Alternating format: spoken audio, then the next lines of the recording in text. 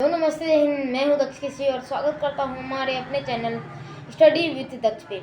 आज जो है हम आपको बताने वाले हैं, आज जो है हमारा पार्ट कितना होने वाला है, पार्ट 6 या 7 होने वाला है। तो मैं लिख दूंगा, मतलब कि आप जो वीडियो स्टार्ट करेंगे तो आपको मिल जाएगा, वो थंबनेल में ही मिल जाएगा, ठीक ना, याद नहीं मुझे।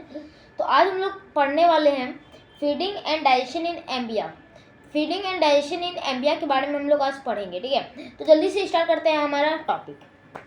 तो page number 18 NCERT class 7 chapter number 2, ठीक है, feeding and digestion in amoeba. अब देखिए यहाँ पे क्या बोल रहे हैं, amoeba is a single celled organism found in the pond water. जो एम्बिया जो होता है एक सिंगल यूनिसेलुलर ऑर्गेनिजम्स होते हैं जो कि कहाँ पाए जाते हैं, तो वो पाए जाते हैं पॉन्ड वाटर में, ठीक है। तो वो कहाँ पे पाए जाते हैं, पॉन्ड वाटर में पाए जाते हैं। Amoeba has cell membrane and rounded dense nucleus and many small bubble like vacuoles. यानी कि एम्बिया है सेल मेम्ब्रेन, यानी कि उसके पास अपना एक सेल मेम्ब्रेन होता है, मतलब कि उसकी चारों तरफ एक सेल मेम्ब्रेन होता है, एक राउंड सेल मेम्ब्रेन होता है जो कि उसको प्रोटेक्शन देता है, ठीक है, जो कि उन्हें प्रोटेक्शन देता है।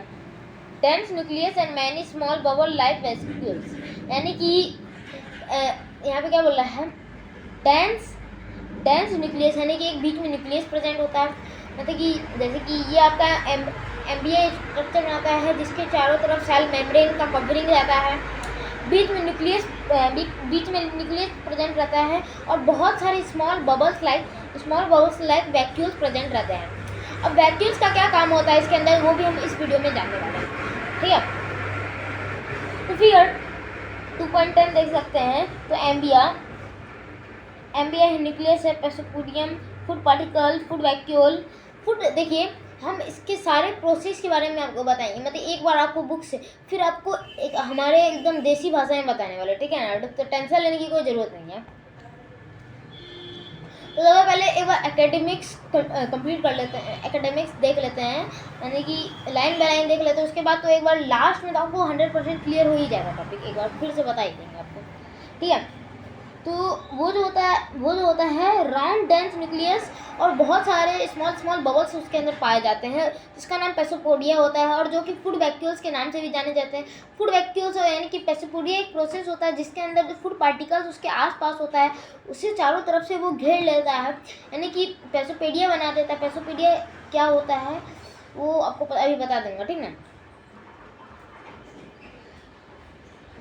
In its cytoplasm, embryo constantly changes its shape and position, यानी कि साइटोप्लाज्म में क्या होता है, एम्बिया जो होते हैं यूनिसेलुलर ऑर्गेनिज्म एम्बिया जिसके बारे में हम पढ़ रहे हैं, वो अपना शेप और साइज को बार बार बदलते रहता है जैसा उसको रिक्वायरमेंट होता है। जैसे कि मान लीजिए यहाँ पे फूड प्रेजेंट है, यहाँ पे एम्बिया है, तो वो क्या करेगा, उसके पास फॉल्स फ्लैग प्रेजेंट होते हैं, उनके पास क्या प्रेजेंट होते हैं, फॉल्स फ्लैग प्रेजेंट होते हैं, जो कि क्या हेल्प करते हैं। जैसे कि मान लीजिए यहाँ पे एम्बिया है, ये मान लीजिए फूड पार्टिकल्स, और यहाँ पे एम्बिया है, तो एम्बिया क्या करेगा, इसके चारों तरफ अपना जाल बिछा देगा और बीच में ये फंस जाएगा बेचारा, ठीक ना, और फिर इसे क्या कर लेगा, ले लेगा, ठीक है, क्लियर है। It pushes one out of one or more finger-like projection called pesopodia और false feet, जिसके अंदर finger-like projections पाए जाते हैं, जिसे हम पेसोपोडिया का नाम देते हैं, पेसोपोडिया और फॉल्स फीट का नाम देते हैं, ठीक है। मतलब मैं आपको बताया तो इनके पास फॉल्स फीट होते हैं। जैसे कि मान लीजिए यहाँ पे अगर फूड पार्टिकल प्रेजेंट है तो वो चारों तरफ उसके घेर लेगा और उसको अपने अंदर मिला लेगा, ठीक है, उसको अंदर अपने मिला लेगा और फिर उससे उनका अपना वर्क करेगा, ठीक है। और food movement and capture food, और पेसोपोडिया क्या काम करता है, बस उन्हें कैप्चर फूड करने में काम नहीं करता है, और उनके मूवमेंट के लिए भी काम करता है, क्योंकि वो एक जगह रह नहीं सकते, क्योंकि फूड कभी यहाँ पे कभी वहाँ पे कभी वहाँ पे बहुत सारी जगह पे मिलेगा, क्योंकि बस एक ही जगह पे फूड नहीं प्रेजेंट होता है। जहाँ जहाँ ब्लड आपका फूड पार्टिकल्स छोड़ेगा, यानी फूड न्यूट्रिशंस छोड़ेगा, वहाँ पेसोपोडिया जाने की कोशिश करेगी, कोशिश करेगी और उसे अपने अंदर लेने की कोशिश करेगी। Amoeba feeds on some microscopic organism, कि एम्बिया जो होता है फीड करता है माइक्रो ऑर्गेनिज्म एनिमल्स में, यानी कि जो बहुत छोटे छोटे, जो कि आप अपने आंखों से नहीं देख सकते, उन ऑर्गेनिजम्स पे भी क्या करता है, उनको फीड करता है। When it senses food it pushes out pseudopodia around the food particle and, और जैसे उसे मौका मिलता है वो उसके अंदर दबोच लेता है, यानी फूड पार्टिकल्स को उसके अंदर रख लेता है। When it sense food it pushes a pseudopodia around the food particle and, जैसे उसको सेंट लगता है तो वो पेसोपोडिया यानी कि फॉल्स लेग से अपने चारों तरफ क्या कर लेता है, चारों तरफ एम्बिया को फैला देता है और उस फूड को ट्रैप कर लेता है, उस फूड को इनग्लिप्स कर देता है। The food becomes trapped in food vacuole, और फूड जो है फूड वैक्यूल के अंदर मतलब कि कैप्चर्ड हो जाता है, और फिर उसका सिक्रेशंस होते हैं, और फिर क्या होता है, जैसे मतलब कि डाइजेशन के बाद वो एक मतलब कि जो अनडाइजेस्टेड फूड होता है वो एक तरफ प्रेजेंट हो जाता है, और फिर वहाँ से जो है आपका क्या होता है, एम्बिया टूट जाता है, मतलब कि वहाँ से फट जाता है, अपने आप निकल जाता है। ठीक है, ये शायद आपके सिलेबस में, एक सेकंड कैमरा फोकस, ठीक ना, वहाँ से निकल जाता है। ठीक है, डाइजेस्टिव जूस और डाइजेस्टिव जूसेस जो होते हैं उसके अंदर सिक्रीटेड होते हैं इनटू द फूड वैक्यूल के अंदर, वो सिक्रीटेड होते हैं। They act on the food and break into simpler substances. अब वो जो है क्या करते हैं, फूड पे एक्ट करते हैं, जो कि जो भी एंजाइम, जो भी जूसेस जो है फूड वैक्यूल निकालता है, वो फूड पे क्या करते हैं, उनको सिंपलर सब्सटेंसेस में तोड़ने में मदद करते हैं। Gradually the digested food is absorb, अब जो डाइजेस्टेड फूड होता है वो धीरे धीरे एब्जॉर्ब होने लगता है। The absorb substance are use for growth, maintenance and multiplication. अब देखिए जितने भी डाइजेस्टेड फूड है वो किसके लिए यूज करते हैं, रिप्रोडक्शन के लिए यूज़ करते हैं, मल्टीप्लिकेशन के लिए यूज़ करते हैं, मेंटेनेंस के लिए यूज़ करते हैं, ग्रोथ के लिए यूज़ करते हैं।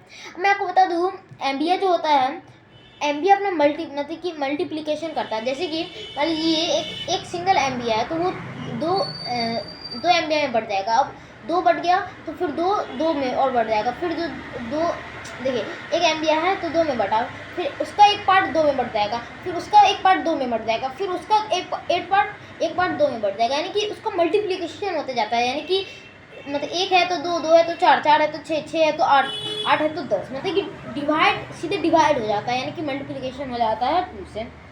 1 है तो 2, 2 है तो 4, 4 है तो 6, 6 तो है तो 8, लेकिन क्योंकि सब बढ़ते देते हैं उसे। The basic process of digestion of the food and release energy in the same in animals। और जो पेसोपोडिया क्या करता है, एनिमल्स को एनर्जी प्रोवाइड कर पाता है, जैसे कि वो उसका हो गया सब कुछ, तो ये एनिमल्स को भी एनर्जी प्रोवाइड कराने का काम करता है। बस ऐसा नहीं है कि वो अपने एनर्जी लेके अपना ही ग्रोथ कर रहा है, अपना ही मेंटेनेंस कर रहा है, अपना ही मल्टीप्लिकेशन कर रहा है, तो एनिमल्स को एनर्जी प्रोवाइड करते हैं। अब देखिए in the later chapter you will learn about the transport of food absorbed by the intestine and various parts of the body। यानी कि पहले चैप्टर में आपने पढ़ा था, पहले चैप्टर में मतलब इसी चैप्टर में पहले आपने क्या पढ़ा था कि इंटेस्टाइन और बहुत सारे अदर पार्ट्स ऑफ बॉडी क्या करते हैं, फूड को एब्जॉर्ब करते हैं। In the later chapter you have learn the transport of food absorb by the intestine और various parts of the body. तो आपका आज जो है चैप्टर खत्म हो गया है। तो अब जो इसका एक्सरसाइज है आज या कल में आपका आ जाएगा, ठीक ना, आज या कल में वो आपका आ जाएगा, ठीक है। तो इसके बाद है आपका चैप्टर फाइबर टू फैब्रिक, जो कि मैं नहीं पढ़ाने वाला हूँ। आपको बता देता हूँ आप कौन सा चैप्टर पढ़ेंगे। हम लोग ज़्यादातर अभी बायोलॉजी पे फोकस करेंगे, तो हीट भी मैं नहीं पढ़ाऊँगा, मतलब कि जितने भी केमिस्ट्री और फिजिक्स के चैप्टर है वो उन्हें मैं हटा दूँगा, ठीक। एसिड बेसिस सॉल्ट्स भी नहीं पढ़ाऊँगा, फिजिकल केमिकल चेंज नहीं, वेदर क्लाइमेट एडेप्टेशन से हम लोग फिर स्टार्ट करेंगे, या फिर मतलब जैसा मेरा मन करेगा, या फिर 3 चैप्टर तो नहीं पढ़ाऊंगा, इतना तो क्लियर है। इसके बाद जो मन करेगा वो पढ़ाना स्टार्ट कर दूँगा। Thank you. जय हिंद, जय भारत।